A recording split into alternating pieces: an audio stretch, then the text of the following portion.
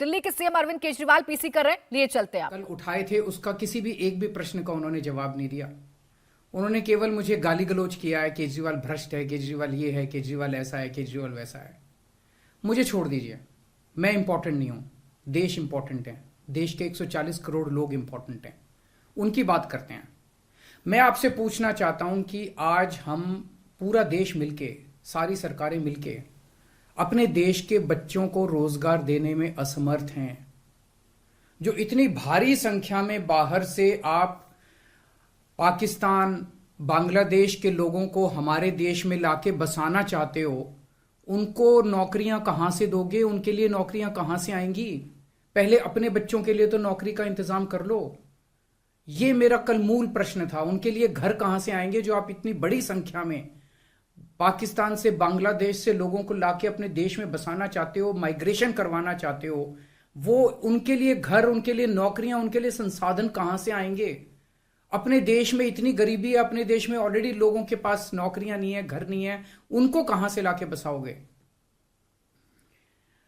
आजादी के बाद काफी बड़े स्तर के ऊपर माइग्रेशन हुआ था। बहुत सारे लोग भारत से पाकिस्तान और बांग्लादेश गए थे और बहुत सारे लोग वहां से इधर आए थे। अब जो ये माइग्रेशन इस सीए की वजह से होने वाला है, ये उससे कहीं ज्यादा बड़ा माइग्रेशन होने वाला है। पाकिस्तान, बांग्लादेश, अफगानिस्तान, इनका कहना है कि सीए के तहत इनके अल्पसंख्यक जो हैं वो अगर भारत में आके रहना चाहेंगे तो उन्हें उस बात की मंजूरी दी जाएगी, उन्हें हमारे भारत की नागरिकता दे दी जाएगी। इन तीनों देशों में मिला के लगभग 2.5 से 3 करोड़ अल्पसंख्यक रहते हैं। पाकिस्तान, बांग्लादेश और अफगानिस्तान में मिला के लगभग 2.5 से 3 करोड़ अल्पसंख्यक रहते हैं। वहां बहुत गरीबी है, उनके पास रोजगार नहीं है। भारत में तो आना और भारत की नागरिकता मिलना उनके लिए तो बहुत बड़े सपने की तरह है। और अगर हमने भारत के दरवाजे खोल दिए, इतनी बड़ी संख्या में लोग आने वाले हैं जिसकी हम कल्पना भी नहीं कर सकते। इन 2.5-3 करोड़ लोगों में से अगर 1-1.5 करोड़ लोग भी आ गए तो कहां बसाया जाएगा उनको? क्या करेंगे उनका? यह मेरा प्रश्न था माननीय गृह मंत्री जी, जिसका जवाब आपने नहीं दिया। आपका यह कहना है कि 2014 से पहले के लोगों को, जो आ चुके 2014 से पहले, उनको बसाया जाएगा। मैं आपसे पूछना चाहता हूं, 2014 के बाद आना बंद हो गया? 2014 के बाद भी आ रहे हैं, अभी तक आ रहे हैं, रोज आ रहे हैं। तो अभी तक 2000 जो इलीगल माइग्रेंट आते थे, जो घुसपैठिए हमारे देश के अंदर आते थे, वो डरते थे कि अगर आ गए तो हमें निकाल देंगे, हमें पकड़ लेंगे, हमें जेल में डाल देंगे। उन्हें डर रहता था क्योंकि वो इलीगल थे। अब आप ये कानून लाके उनको लीगल बना रहे हो, अब उनका डर खत्म हो जाएगा। पूरे तीनों देशों के अंदर अब मैसेज ये है कि भारत सरकार अब जो है इन तीनों देशों के घुसपैठियों को लीगल करने जा रही है। तो ये 2014, आज आप 2014 वालों की बात कर रहे हो, कल आप 2019 के पहले वालों की बात करोगे, फिर ये डेट एक्सटेंड करके 2024 कर दोगे, क्योंकि घुसपैठिए तो आ ही रहे हैं। आपने रोहिंग्यों की बात की, ये तो आप ही के टाइम में आए थे, ये तो 2014 के बाद आए हैं सारे रोहिंग्ये। कैसे आए ये? आपकी मिली भगत से आए कि आपकी नाकामी की वजह से आए? पूरे देश में कहां कहां आपने रोहिंग्यों को बसा रखा है?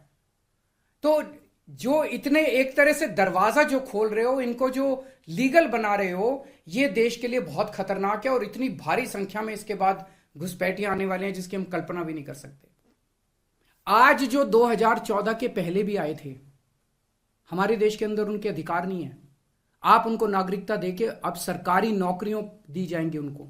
पाकिस्तान से आए हुए घुसपैठियों को हमारे देश के अंदर अब सरकारी नौकरियां दोगे आप, उनको उनके राशन कार्ड बनाएंगे हम लोग।